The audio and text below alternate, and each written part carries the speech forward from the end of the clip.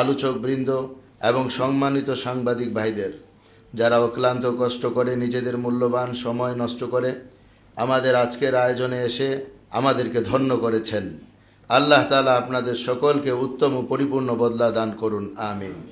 প্রিয় উপস্থিতি, আমাদের আজকের এই পর্যালোচনা সভার আয়োজনের মূল উদ্দেশ্য এবং কারণ হচ্ছে, আমরা দেখতে পাচ্ছি বাংলাদেশে কিছু মানুষ রমজানের রোজা, আরাফার রোজা, ঈদ, কুরবানি সহ চন্দ্র তারিখ নির্ভর সকল ইবাদতের সময় নির্ধারণের ক্ষেত্রে এক ধরনের বিভ্রান্তি ও জটিলতা অনুভব করেন।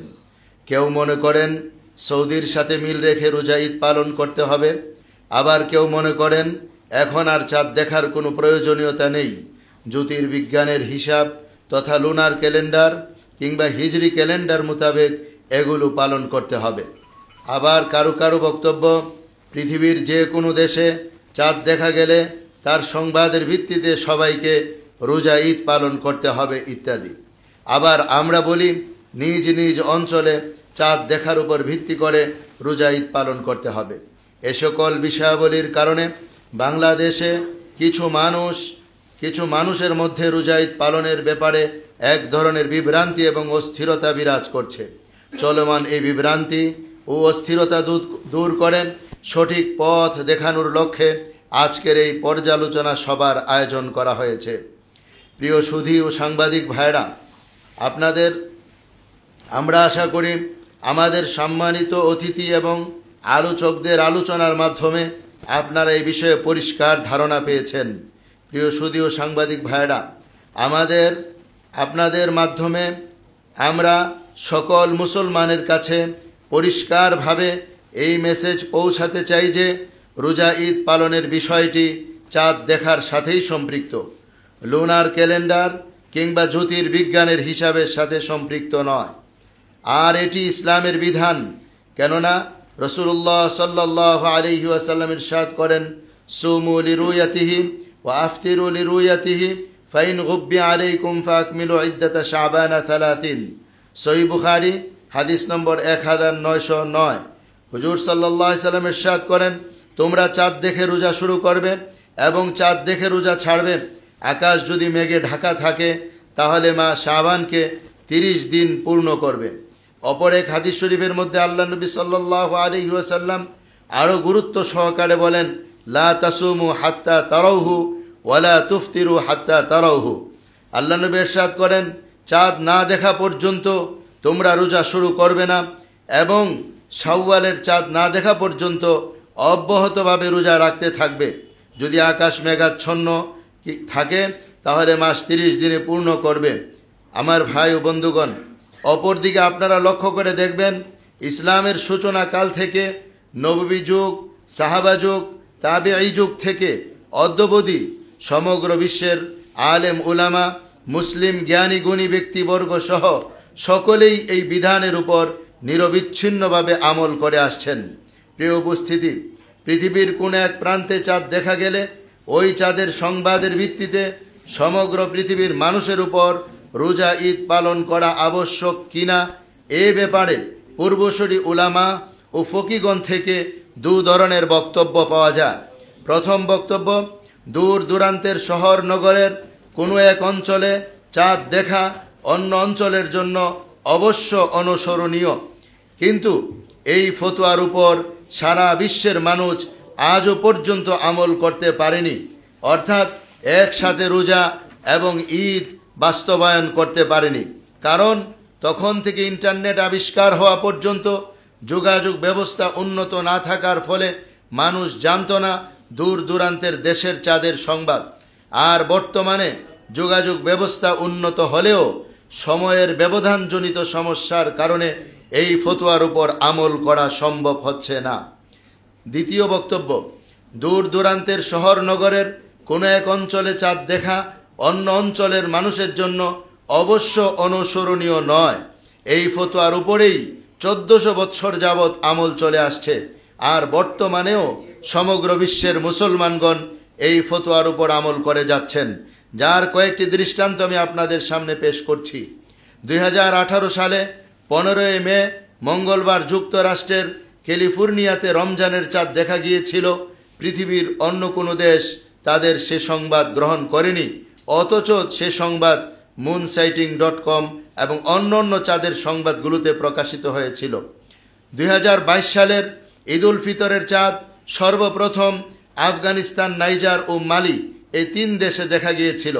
সৌদি সহ পৃথিবীর কোনো দেশের মানুষ তাদের সাথে মিল রেখে ঈদ উদযাপন করেনি।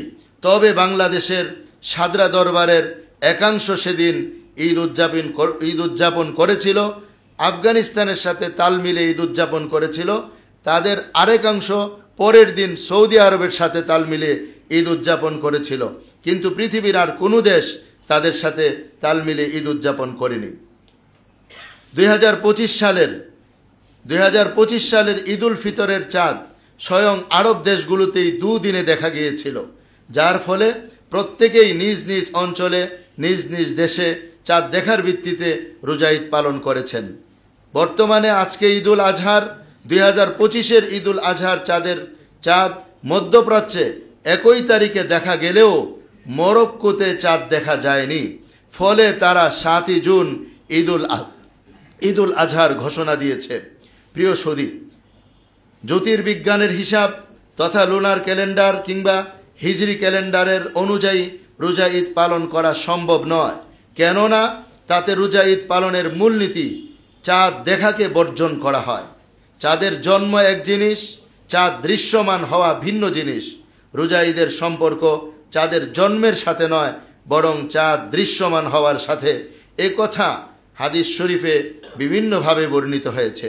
প্রিয় সুদী, সৌদি আরব অথবা অন্য যে কোনো দেশে আগে চাঁদ দেখা যায়, তার সাথে গোটা পৃথিবীর অন্য দেশসমূহের সাথে সময়ের ব্যবধানের কারণে কোনো এবাদত একসাথে মিল রেখে পালন করা সম্ভব হবে না। তাই যেমনভাবে নিজ নিজ অঞ্চলে নিজ নিজ সময় অনুযায়ী ইবাদত পালন করতে হয়, তেমনিভাবে আমাদের নিজ নিজ অঞ্চলে চাঁদ দেখার ভিত্তিতে মাসের হিসাব শুরু করতে হয়। অন্যথায় মুসলমানদের মধ্যে এমন বহু সমস্যার সম্মুখীন হতে হবে যার কোনো সমাধান নেই। তো এবার আমাদের এই অঞ্চলে বাংলাদেশে চাঁদ দেখার উপর ভিত্তি করে 6 জুন শুক্রবার আরাফার রোজা এবং 7 জুন শনিবার থেকে ঈদ উল আজহা শুরু হবে ইনশাআল্লাহ।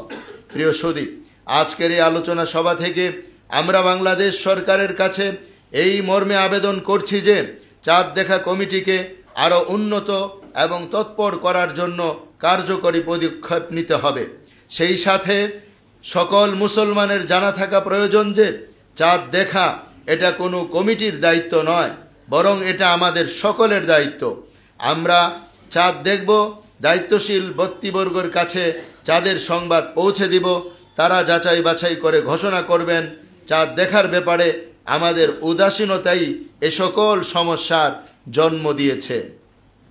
প্রিয় সদী, আজকের এই পর্যালোচনা সভা থেকে এই কথাগুলো আমরা আপনাদের কাছে পেশ করছি।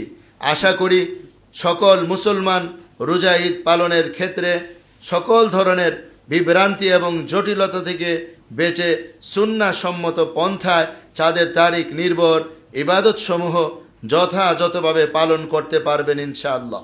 পরিশেষে আমি আপনাদের সকলকে এবং আমাদের আজকের এই পর্যালোচনা সভার প্রধান অতিথি হজরত মাওলানা মুফতি সাখাওয়াত হোসেন রাজি সাহেব এবং আমাদের বিশেষ অতিথিবৃন্দ এবং আমাদের আজকের এই সভার সম্মানিত সভাপতি হজরত মাওলানা জসিমউদ্দিন সাহেব সহ আমাদের বিভিন্ন মসজিদের কর্তৃপক্ষ কমিটি এবং বিশেষ করে ছাপরা মসজিদের যে সমস্ত কমিটিবৃন্দ আগমন করেছেন, সবাইকে আমি ধন্যবাদ জানিয়ে আমার বক্তব্য শেষ করছি। জাযাকুমুল্লাহ ওয়া মা তাওফীকি ইল্লা বিল্লাহ। আসসালামু আলাইকুম ওয়া রাহমাতুল্লাহি ওয়া বারাকাতুহু।